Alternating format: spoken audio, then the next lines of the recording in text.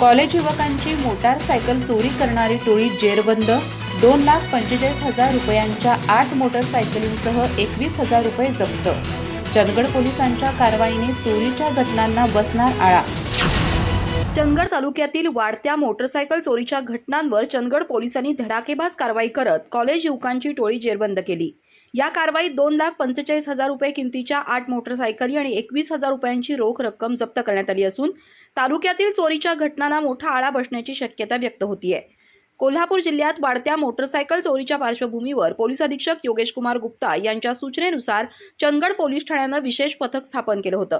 Police निरीक्षक विश्वास पाटील यांच्या मार्गदर्शनाखाली सहाय्यक पोलीस निरीक्षक विशाल मुळे आणि त्यांच्या पथकानं गुप्त माहितीच्या आधारे ही कारवाई यशस्वी केली.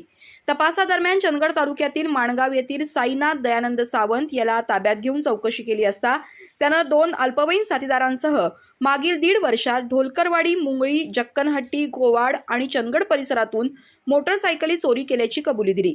चोरी केलेल्या काही मोटारसायकली कमी दरात इतर अल्पवयीन कॉलेज विद्यार्थ्यांना विकल्याचंही उघड झालंय. पोलीस तपासात या टोळीच्या ताब्यातून Bajaj Pulsar, Honda Dio, Hero Honda Splendor तसंच यामा RX 100 अशा विविध कंपनीच्या एकूण 8 मोटारसायकली जप्त करण्यात आल्या. काही मोटारसायकलींमध्ये मॉडिफिकेशन करून नंबर प्लेट बदलण्यात आल्याचंही समोर आलंय. या कारवाईमुळे चंदगड पोलीस ठाण्यातील 5 मोटारसायकल चोरीचे गुन्हे उघडकीस आले असून जक्कनहट्टी परिसरातील अन्य चोरींचाही तपास सुरू आहे. संबंधित मोटारसायकल मालकांनी पोलीस ठाण्याशी संपर्क साधावा असं आवाहन करण्यात आलंय. ही कारवाई उपविभागीय पोलीस अधिकारी रामदास इंगवले यांच्या मार्गदर्शनाखाली पार पडली. पोलीस निरीक्षक विश्वास पाटील, सहाय्यक पोलीस निरीक्षक विशाल मुळे आणि त्यांच्या पथकानं ही कामगिरी यशस्वी केली.